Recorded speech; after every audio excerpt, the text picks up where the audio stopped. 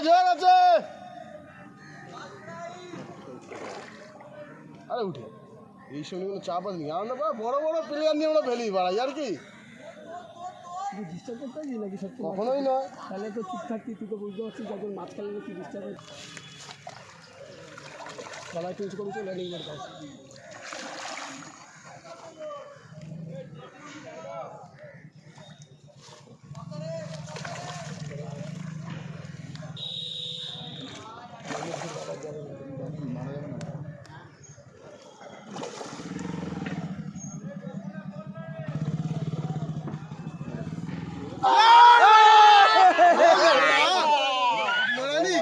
এইখান দিয়ে পাল্লা নিয়ে যাও।